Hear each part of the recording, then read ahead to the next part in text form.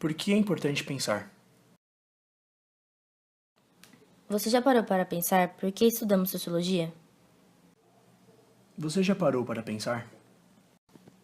Sociologia é a parte da ciência que analisa o ambiente social, tentando ao máximo compreendê-lo, por meio de diferentes teorias e visões, seguindo muitas vezes ideias de diferentes pensadores. Em 1818 nascia Karl Marx, na Alemanha. Mais tarde, em 1858, nascia Émile Durkheim, na França. 6 anos depois, Max Weber novamente na Alemanha. Esses três contribuíram para a sociologia se tornar uma disciplina. Marx nasceu em 5 de maio de 1818 e morreu em 14 de março de 1883. Foi um revolucionário socialista, filósofo, historiador e sociólogo.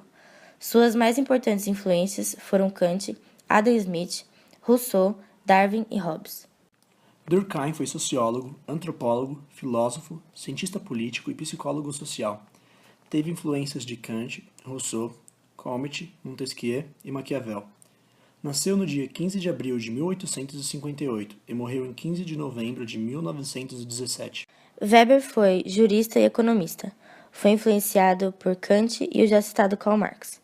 Nasceu no dia 21 de abril de 1864 e morreu em 14 de junho de 1920. Classes sociais: alienação, trabalho, consciência, mais-valia, capitalismo e socialismo. São muitas teorias, todas criadas e idealizadas pelo Karl Marx. Mas como ele fazia para pensar em tudo isso de forma tão precisa e interligada? Materialismo histórico dialético. Esse método analisava a sociedade e seus fenômenos concretamente, por isso materialismo. Histórico porque considerava todos os acontecimentos dentro da sociedade, e dialético porque engloba as oposições, como por exemplo capital e trabalho, visando o fim da luta de classes. Portanto, como Marx viveu presente a uma Europa com tensões e mudanças políticas, nessa mesma época o mundo seguia com o modelo de capital que vinha com a Revolução Industrial, e foi durante esse período que Marx criou uma de suas teorias: a mais-valia. O termo significa a diferença entre o salário pago e o valor do trabalho produzido. Tornava-se notável a falta de percepção dos trabalhadores sobre sua própria condição alienada. A alienação resume-se na perda do pensar do indivíduo e resulta na falta de opinião de determinada classe e no ganho de controle de outra. Mas a alienação não seria uma característica apenas daquela época. Hoje em dia, presenciamos uma situação crítica na conjuntura nacional. Dentre elas, a educação, que é a base de qualquer sociedade.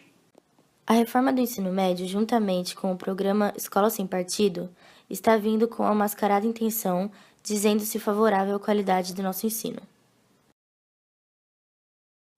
O programa Escola Sem Partido é uma proposta de lei que torna obrigatória a fixação de algumas regras nas salas do ensino fundamental e médio. O professor não se aproveitará da audiência cativa dos alunos para promover os seus próprios interesses, opiniões, concepções ou preferências ideológicas, religiosas, morais, políticas e partidárias.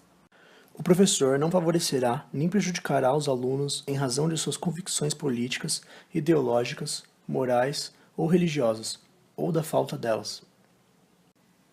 O professor não fará propaganda político-partidária em sala de aula nem incitará seus alunos a participar de manifestações, atos públicos e passeatas. Ao tratar de questões políticas, socioculturais e econômicas, o professor apresentará aos alunos, de forma justa, isto é, com a mesma profundidade e seriedade, as principais versões, teorias, opiniões e perspectivas concorrentes a respeito. O professor respeitará o direito dos pais a que seus filhos recebam a educação moral que esteja de acordo com suas próprias convicções. O professor não permitirá que os direitos assegurados nos itens anteriores sejam violados pela ação de terceiros dentro da sala de aula. Já a reforma do ensino médio consiste em transformar a grade escolar. Com a proposta, somente português e matemática serão obrigatórias, e o resto será substituídas por áreas específicas que os próprios alunos escolherão, transformando assim o ensino médio em um ensino técnico.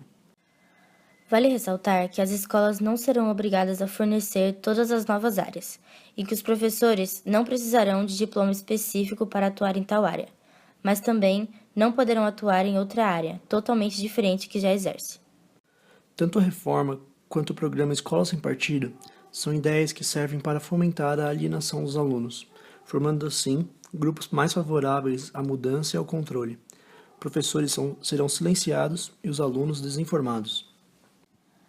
Matérias que servem para trazer visões mais amplas de fato social, tal como dizia Durkheim, se excluídas, contribuirão para uma grade curricular menos ampla, tal como a visão crítica do aluno. O real problema, logo, não trata-se apenas do que é formado o boletim de um aluno, mas do que é formado o conhecimento da pessoa.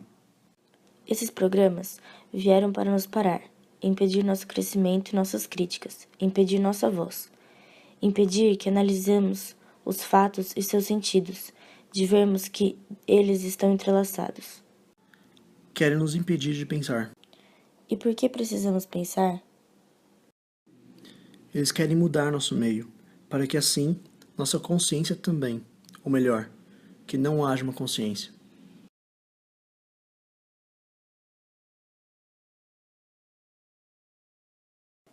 Porque simplesmente, se não pensarmos, nossas vidas não vão ser definidas por nós.